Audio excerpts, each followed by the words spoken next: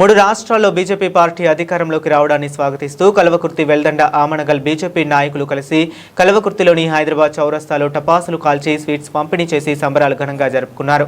ఈ సందర్భంగా ఓ బీసీ మాజీ మెంబర్ తల్లోజు ఆచారి మాట్లాడుతూ అస్సాం రాష్ట్రంలో 3 సార్లు, పుదుచ్చేరిలో 2వసారి అధికారాన్ని బీజేపీ పార్టీ కైవసం చేసుకుని పశ్చిమ బెంగాల్ రాష్ట్రంలో తొలిసారిగా బీజేపీ పార్టీ 200 సీట్లతో అధికారాన్ని దక్కించుకున్న సందర్భంగా 5 రాష్ట్రాల్లో బీజేపీకి ఓటు వేసిన ఓటరు మహనీయులకు కృతజ్ఞతలు అని చెప్పారు. పశ్చిమ బెంగాల్ రాష్ట్రంలో బంగ్లాదేశ్ రోహింగ్యాల దొంగ ఓటర్లతో గెలిచిన మమతా బెనర్జీ స్థానిక ప్రజలను, హిందూ కుటుంబాలపై దాడులు చేస్తూ అభివృద్ధి కుంటుపడుతుందని, మమతా బెనర్జీ పాలనతో విసిగిపోయిన ప్రజలు నరేంద్ర మోదీ అవినీతి రహిత పాలనను నమ్మి బీజేపీకి పట్టం కట్టారని, రానున్న రోజుల్లో తెలంగాణ రాష్ట్రంలో కూడా బీజేపీ అధికారంలోకి వస్తుందని ఆచార్య ఆశాభావం వ్యక్తం చేశారు. ఈ కార్యక్రమంలో బీజేపీ పార్టీ ముఖ్య నాయకులు, కార్యకర్తలు తదితరులు పాల్గొన్నారు.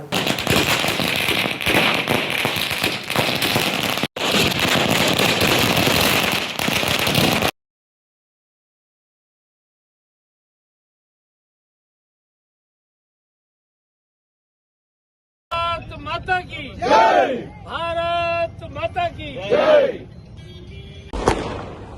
5 రాష్ట్రాల్లో జరిగిన ఎన్నికల్లో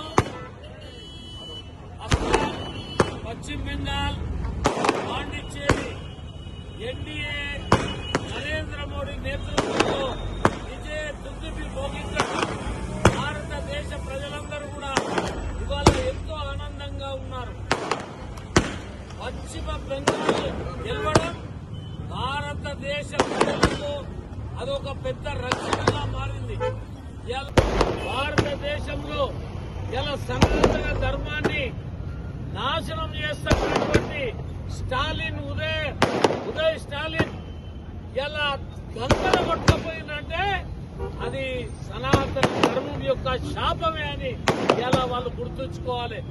హిందూ ధర్మం కోసం, హిందూ జాతి కోసం, సనాతన ధర్మం కోసం ఇవాళ ఎన్నికలు బీజేపీ గెలవడం ఇలా సనాతన ధర్మం యొక్క గొప్పతనాన్ని ప్రపంచానికి చాటుననేది మనందరం కూడా గుర్తించాలి. నెక్స్ట్ ఎలక్షన్ల తెలంగాణను కూడా బీజేపీ కైవసం చేసుకునే దిశలా మనందరం కూడా